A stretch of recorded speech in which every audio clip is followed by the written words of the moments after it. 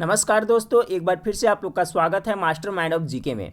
Friends, इस video में आज हम टोटल 50 इंपॉर्टेंट क्वेश्चंस को देखेंगे। सभी प्रश्न है जो एग्जाम टाइप है। फ्रेंड्स, इसमें जो भी प्रश्न है सभी है जो किसी न किसी एग्जाम में पूछा हुआ है। और फ्रेंड्स, जैसा कि आप लोग को पता है कि RRB NTPC railway group D का एग्जाम है जो दिसंबर से शुरू हो रहा है। फ्रेंड्स, साथ ही साथ फ्रेंड्स आपका जो बिहार दरोगा का है जो पीटी एग्जाम और मुख्य एग्जाम भी आने वाला है। तो फ्रेंड्स, अभी से आप लोग कमर कस के लग जाए। फ्रेंड्स, मैं आपको प्रत्येक दिन फ्रेंड्स आपको वीडियो प्रोवाइड करता रहूँगा और सभी है जो सिलेक्टिव क्वेश्चन ही प्रोवाइड कराऊंगा।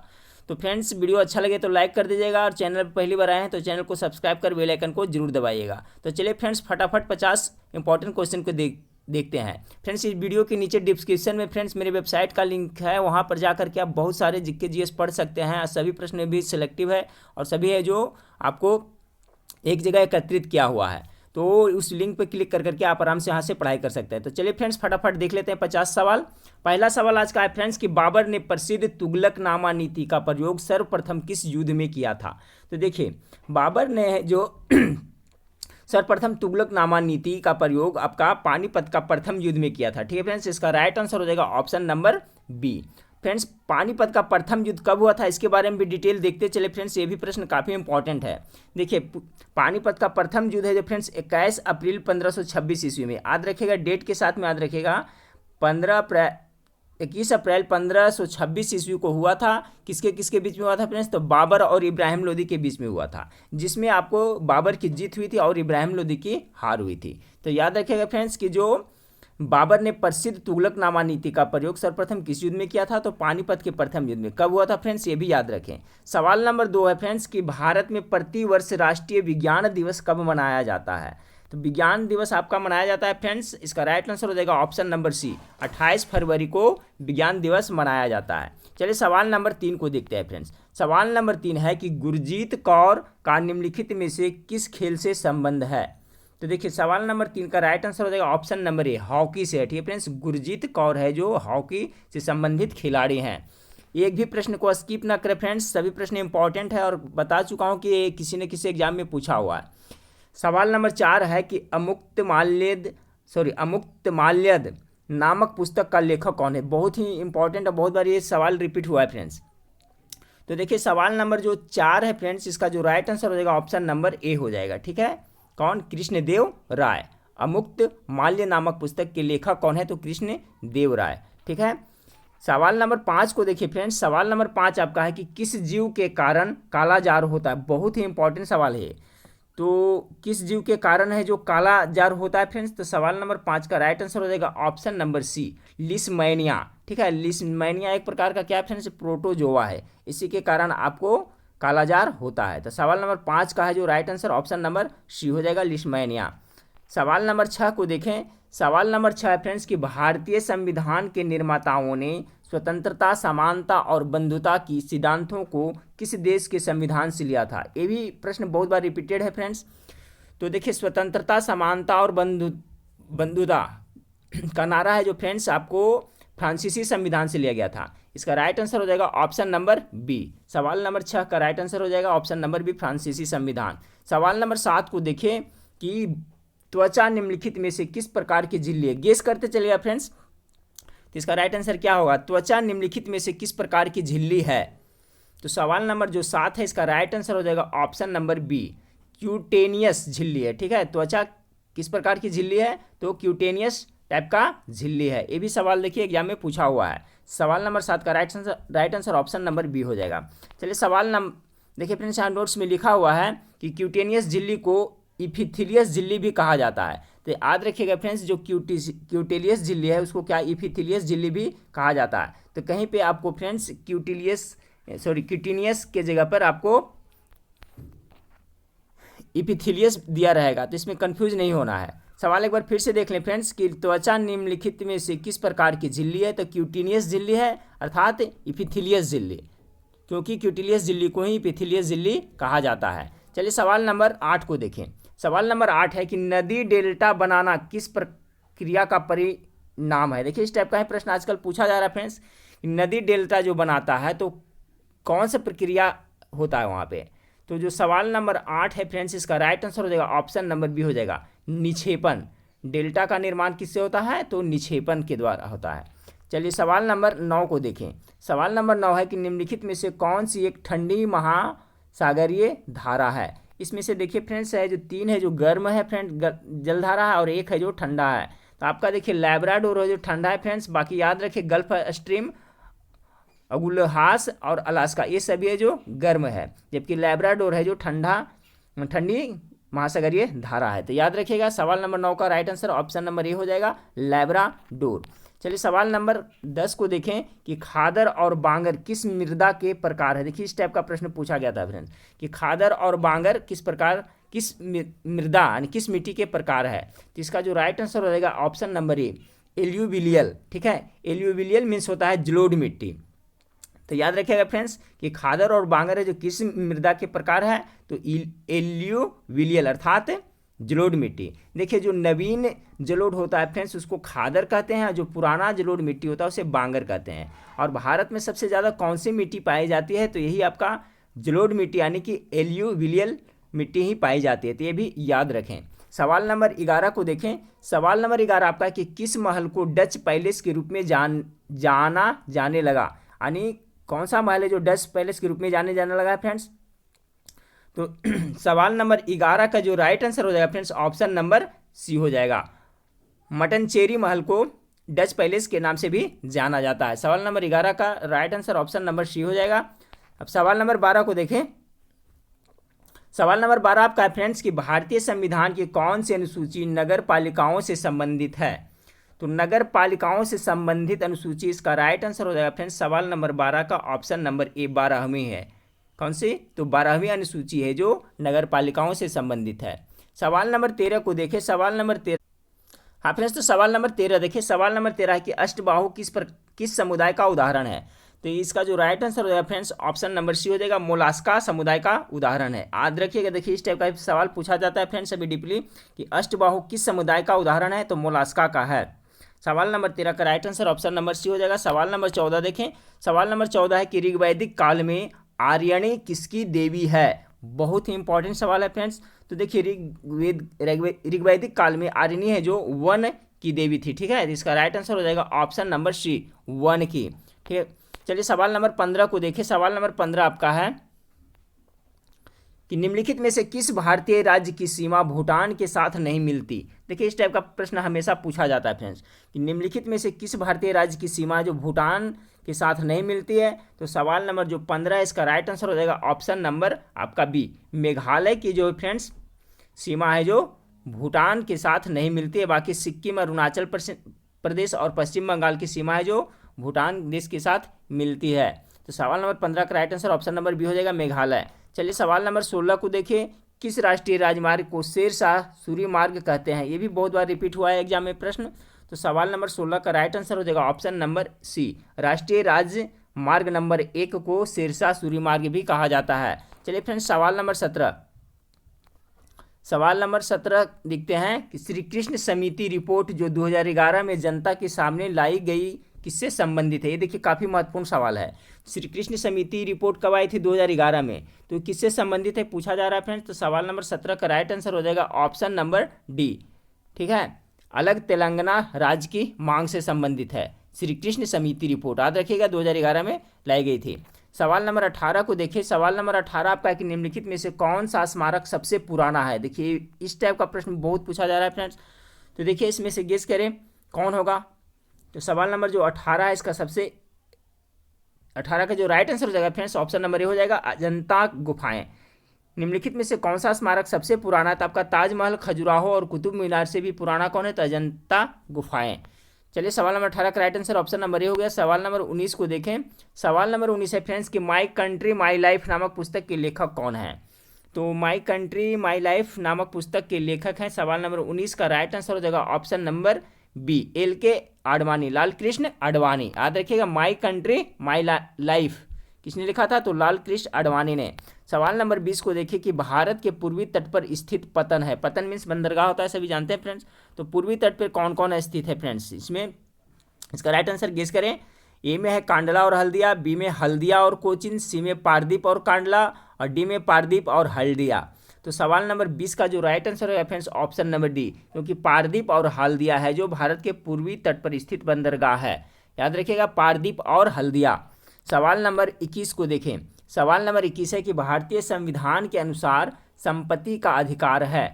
तो जो भारतीय संविधान के अनुसार संपत्ति का अधिकार है, इसका राइट आंसर हो जाएगा friends option number C sorry, विधिक अधिकार, यानी संपत्ति के अधिकार को विधिक अधिकार के अंतर्गत रखा गया। देखिए फ्रेंड्स, पहले आपका जो संपत्ति का अधिकार है जो मौलिक अधिकार के अंतर्गत आता था, ठीक है, लेकिन ये 44वां संविधान संशोधन, देखिए फ्रेंड्स यहाँ डिटेल लिखा हुआ है, देख लें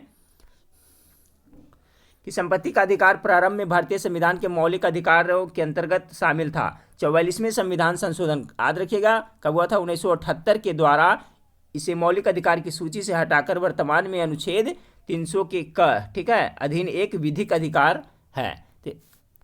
क्लियर हो गया कॉन्सेप्ट फ्रेंड्स कि जो संपत्ति का अधिकार है जो किसके अंतर्गत आता है, तो विधिक अधिकार के अंतर्गत आता है। किस अनुच्छेद में रखा गया है, तो अनुच्छेद 300 के क में रखा गया है। सवाल नंबर 22 को देखिए। महात्मा गांधी ने 1930 में सविनय अवज्ञा आंदोलन कहाँ से आरंभ किया था। देखिए बहुत ही इंपॉर्टेंट प्रश्न है और इसमें अक्सर विद्यार्थी कंफ्यूज होते हैं।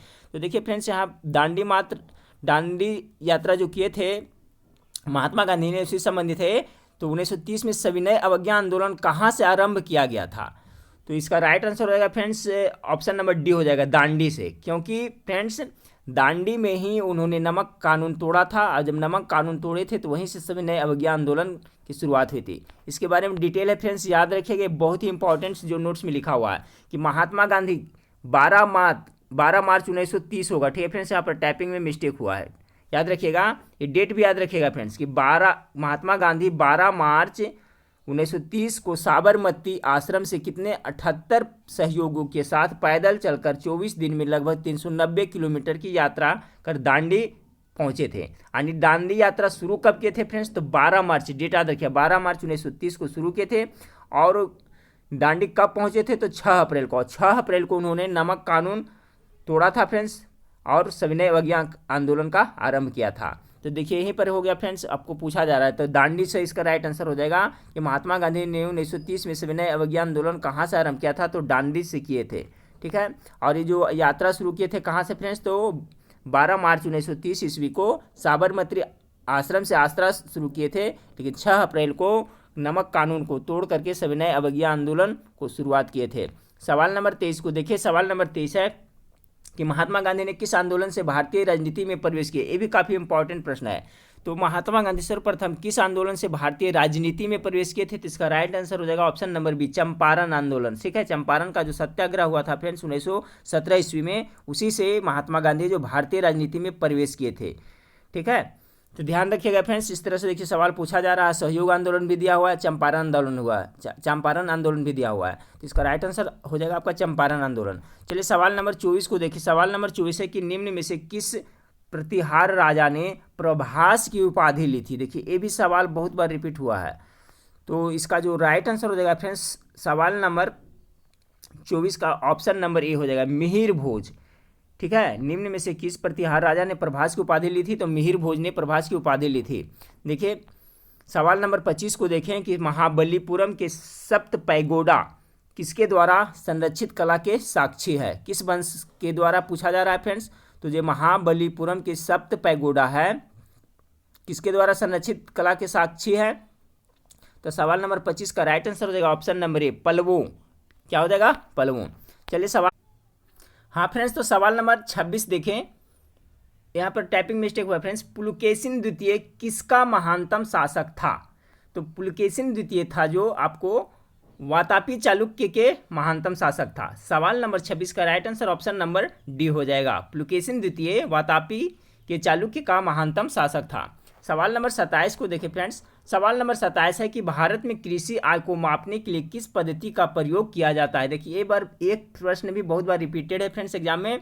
तो देखिए भारत में कृषि आय को मापने के लिए जिस पद्धति का उपयोग किया जाता है वो है फ्रेंड्स उत्पादन पद्धति। इसका right answer option number B हो जाएगा, उत्पादन पद्धति। चलिए सवाल नंबर 28 को देखें। सवाल नंबर 28 आपका है फ्रेंड्स कि पशुपालन के साथ खेती को क्या कहा जाता है। बहुत ही महत्वपूर्ण सवाल है, पशुपालन के साथ खेती को क्या कहा जाता है।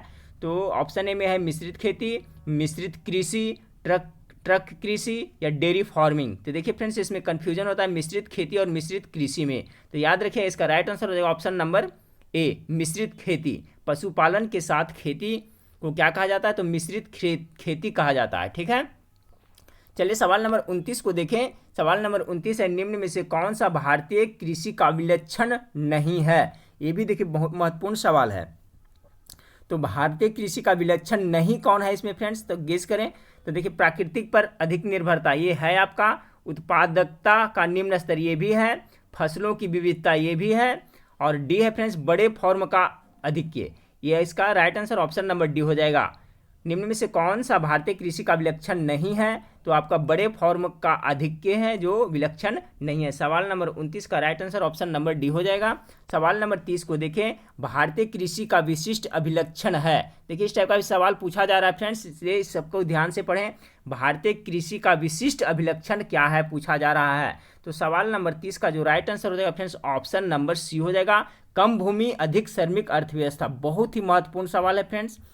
भारतीय कृषि का विशिष्ट अभिलक्षण क्या है, तो देखिए कम भूमि है और अधिक श्रमिक अर्थव्यवस्था। चलिए सवाल नंबर 31 को देखें।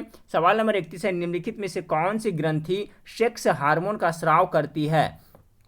तो सेक्स हार्मोन का स्राव किस ग्रंथि से होती है फ्रेंड्स, तो सवाल नंबर 31 का राइट आंसर ऑप्शन नंबर ए हो जाएगा, एड्रिनल ग्रंथि के द्वारा सेक्स हार्मोन का स्राव होता है। सवाल नंबर 32 को देखें कि दिल का दौरा किसके कारण होता है। ए में है, यहाँ पर मिस्टेक हुआ है फ्रेंड्स। ठीक है, दिल पर जीवाणु का हमला, फिर हृदय गति का रुक जाना, सी में हृदय में रक्त की आपूर्ति में कमी, और डी में अज्ञात कारणों से हृदय के कार्य में बाधा आ जाना। तो देखिए दिल का जो दौरा पड़ता है फ्रेंड्स, वो क्या होता है, हृदय में रक्त की आपूर्ति में कमी। जब हृदय में रक्त की आपूर्ति में कमी हो जाता है फ्रेंड्स, तो क्या है, दिल का दौरा पड़ता है। तो सवाल नंबर 32 का राइट आंसर हो जाएगा ऑप्शन नंबर सी, हृदय में रक्त की आपूर्ति में कमी के कारण दिल का दौरा होता है। सवाल नंबर 33 को देखें कि केंचुए की पृष्ठीय रुधिर वाहिका में रक्त का प्रवाह किस ओर होता है। देखिए इस टाइप का सवाल पूछा जाता है फ्रेंड्स आजकल, कि केंचुए की पृष्ठीय रुधिर वाहिका में रक्त का प्रवाह किस ओर होता है। सवाल नंबर 33 का राइट आंसर हो जाएगा ऑप्शन नंबर सी, अग्रगामी होता है। क्या होता है, अग्रगामी। सवाल नंबर 34 देखिए। सवाल नंबर 34 है, कौन सा सिरा फेफड़ों से हृदय में शुद्ध रक्त लाती। ये भी बहुत ही इंपॉर्टेंट सवाल है फ्रेंड्स, गेस करें। वृक्कीय सिरा, फुफ्फुसीय सिरा, यकृत सिरा, महासिरा। तो सवाल नंबर 34 का जो राइट आंसर हो जाएगा फुफ्फुस सिरा हो जाएगा। ठीक फ्रेंड्स, फुफ्फुस सिरा है जो फेफड़ों से हृदय में शुद्ध रक्त लाती है। देखिए फ्रेंड्स, जनरली सवाल आपको पूछा जाता है कि सीरा और धमनी में। ठीक है, तो सीरा है जो अशुद्ध रक्त को धोता है फ्रेंड्स, जबकि धमनी है जो शुद्ध रक्त को धोता है। लेकिन अपवाद में है फ्रेंड्स कि जो फुफ्फुसीय सिरा होता है वो शुद्ध रक्त को धोता है, और फुफ्फुसीय धमनी होता है जो अशुद्ध रक्त को धोता है। तो ये भी याद रखिएगा। तो इसका सवाल नंबर 34 का राइट आंसर हो जाएगा ऑप्शन नंबर बी, फुफ्फुस सिरा। कि कौन सा सिरा फेफड़ों में हृदय के शुद्ध रक्त लाती है, तो फुफ्फुस सिरा। ये अपवाद में है फ्रेंड्स, एक फुफ्फुस सिरा ही है जो शुद्ध रक्त को धोता है, बाकी जनरली सिरा है जो अशुद्ध रक्त को धोता है। चलिए सवाल नंबर 35 को देखें। चमड़ा उद्योग में पौधों से प्राप्त होने वाली किस चीज़ का प्रयोग किया जाता है। ये भी महत्वपूर्ण सवाल है। सवाल नंबर 35 का जो राइट आंसर है ऑप्शन नंबर डी, टैनिन का। चमड़ा उद्योग में पौधों से प्राप्त होने वाली किस चीज़ का प्रयोग किया जाता है, तो टैनिन का प्रयोग किया जाता है। सवाल नंबर 36 को देखिए फ्रेंड्स कि किस वृक्ष को अधिकतम हानि निम्न में से कैसे पहुंचती है। कोई भी वृक्ष है या पौधा है फ्रेंड्स, उसको अधिकतम हानि किस तरह से पहुंचती है। उसकी पत्तियों में से आधी का नाश, सभी पत्तियों का नाश, उसकी आधी शाखाओं का नाश, या उसकी छाल का नाश। तो इसका जो राइट आंसर हो जाएगा फ्रेंड्स ऑप्शन नंबर डी हो जाएगा, उसकी छाल का नाश। कोई भी वृक्ष है तो उसका अधिकतम हानि कब होती है, जब उसका छाल का नाश हो जाता है। क्यों होता है फ्रेंड्स, उसके बारे में देख लें कि छाल के नाश से वृक्ष में फ्लोएम उत्तक, जैसा कि आप लोग को पता है फ्रेंड्स कि जाइलम और फ्लोएम होता है, दो उत्तक होता है फ्रेंड। तो देखिए छाल जब नाश होता है तो फ्लोएम उत्तक का अभाव हो जाता है, जिससे क्या होता है, खाद्य परिवहन की क्रिया बाधित हो जाती है। इसलिए किसी भी वृक्ष की अधिकतम हानि तब पहुंचती है जब उसका छाल का नाश हो जाता है। ठीक है, तो याद रखिएगा फ्रेंड्स, इसका राइट आंसर हो जाएगा आपका ऑप्शन नंबर डी। ठीक है, सवाल नंबर 37 को देखिए कि बंद गोभी का खाद्य अंश होता है। सवाल नंबर 37 का जो राइट आंसर होगा फ्रेंड्स ऑप्शन नंबर सी हो जाएगा, कायिक कलिका। जो बंद गोभी होता है उसका खाद्य अंश क्या है, तो कायिक कलिका है। सवाल नंबर 38 को देखें कि पेड़ पौधों में मूल रूम कहाँ से निकलते हैं। जो पेड़ पौधा होता है फ्रेंड्स उसमें मूल रोम, ठीक है, यानी जड़ के बारे में कहा जा रहा है, टाइपिंग मिस्टेक हुआ है। पेड़ पौधों में मूल रोम कहाँ से निकलते हैं, ये भी बहुत ही इंपॉर्टेंट प्रश्न है। पेड़ पौधों में मूल रोम जो होता है कहाँ से निकलता है? तो सवाल नंबर 38 का राइट आंसर होगा फ्रेंड्स ऑप्शन नंबर सी, बाह्य त्वचा से पेड़ पौधे में मूल जो रोम होता है, जो जड़ होता है, निकलता है। चलिए सवाल नंबर 39 को देखें। सवाल नंबर 39 है कि बाबर मूल रूप से कहाँ का शासक था? तो मेरे ख्याल से सबको पता होगा फ्रेंड्स, गेस करें, फरगना का, कंधार का, तक्षशिला का या पंजाब का? तो बाबर है जो मुख्य रूप से आपको फरगना का शासक था। सवाल नंबर 39 का राइट आंसर ऑप्शन नंबर ए हो जाएगा। सवाल नंबर 40 देखें कि अलबरूनी किसके शासन काल में इतिहासकार था? ये भी सवाल बहुत बार रिपीट हुआ है एग्जाम में, तो गेस करें अलबरूनी किसके शासनकाल में इतिहासकार था फ्रेंड्स? तो सवाल नंबर जो 40 है उसका राइट आंसर हो जाएगा option number A, Mahmud Ghaznavi के शासनकाल में। चलिए सवाल नंबर 41 को देखिए। दिल्ली सल्तनत की दरबारी भाषा क्या थी? तो दिल्ली सल्तनत की जो दरबारी भाषा थी फ्रेंड्स आपका फारसी थी। सवाल नंबर 41 का जो right answer option number D हो जाएगा। सवाल नंबर 42 को देखिए कि मालवा का पठार की प्रमुख मिट्टी क्या है? ठीक है फ्रेंड्स, तो बहुत ही इंपॉर्टेंट सवाल है। तो जो मालवा का पठार है फ्रेंड्स, वहाँ पर जो काली मिट्टी अधिक पाई जाती है। मालवा का पठार में सबसे अधिक मिट्टी कौन सी पाई जाती है? तो काली मिट्टी। काली मिट्टी जो कपास की खेती के लिए उपयुक्त है फ्रेंड्स, ये भी आप पूछा जाता है। चलिए सवाल नंबर 43 को देखें। भारत में प्रथम कृषि विश्वविद्यालय की स्थापना कब हुई थी? तो सवाल नंबर 43 का जो राइट आंसर हो जाएगा ऑप्शन नंबर ए हो जाएगा 1960 ईस्वी में। भारत में प्रथम कृषि विश्वविद्यालय की स्थापना कब हुई थी? तो 1960 ईस्वी में प्रथम कृषि विश्वविद्यालय की स्थापना हुई थी। चलिए सवाल नंबर 44 को देखें। सवाल नंबर 44 है भारत का रूर किस नदी बेसिन को कहा जाता है? तो भारत का रूर किस नदी बेसिन को कहा जाता है? तो सवाल नंबर 44 का जो राइट आंसर रहेगा ऑप्शन नंबर ए, दामोदर नदी के बेसिन को भारत का रूर कहा जाता है। चलिए सवाल नंबर 45 को देखें कि जनगणना 2011 के अनुसार सर्वाधिक जनसंख्या वाला केंद्र शासित प्रदेश कौन था? तो देखिए 2011 में जब जनगणना हुआ था फ्रेंड्स, तो सबसे अधिक जनसंख्या वाला केंद्र शासित प्रदेश आपका दिल्ली था। इसका right answer option number D हो जाएगा। 45 का राइट आंसर दिल्ली हो जाएगा। ठीक फ्रेंड्स, चलिए सवाल नंबर 46 को देखें। सवाल नंबर 46 आपका कि निम्नलिखित कृषि में से कौन सा भदई, अघनी एवं गर्मा कृषि से संबंधित है? देखिए ये प्रश्न भी पूछा हुआ है फ्रेंड्स, तो इसका जो राइट आंसर होगा ऑप्शन नंबर सी, धान हो जाएगा। निम्नलिखित कृषि में से कौन सा भदई, अघनी एवं गर्मा कृषि से संबंधित है? तो धान का फसल है जो इससे संबंधित है। चलिए सवाल नंबर 47 को देखिए। सवाल नंबर 47 है निम्न में से कौन सा नियम रॉकेट प्रणोदन में शामिल होता है? ये भी बहुत ही महत्वपूर्ण सवाल है। तो देखिए जो रॉकेट का प्रणोदन होता है फ्रेंड्स, उसमें न्यूटन का तृतीय गति नियम शामिल होता है, यानी कि न्यूटन के तृतीय गति नियम से संबंधित है। तो सवाल नंबर 47 का राइट आंसर ऑप्शन हो जाएगा सी, न्यूटन के गति का तीसरा नियम। ठीक है फ्रेंड्स, तो फिर से एक बार देख लें कि निम्न में से कौन सा नियम रॉकेट प्रणोदन में शामिल होता है? तो न्यूटन के गति का तीसरा नियम। सवाल नंबर 48 को देखें कि पेयजल में निम्न में से किसकी अधिकता के कारण ब्लू बेबी सिंड्रोम होता है? तो देखिए पेयजल में आपको नाइट्रेट, ठीक है फ्रेंड्स, इसका right answer option number C हो जाएगा। नाइट्रेट की अधिकता से ब्लू बेबी सिंड्रोम होता है, ये भी महत्वपूर्ण सवाल है।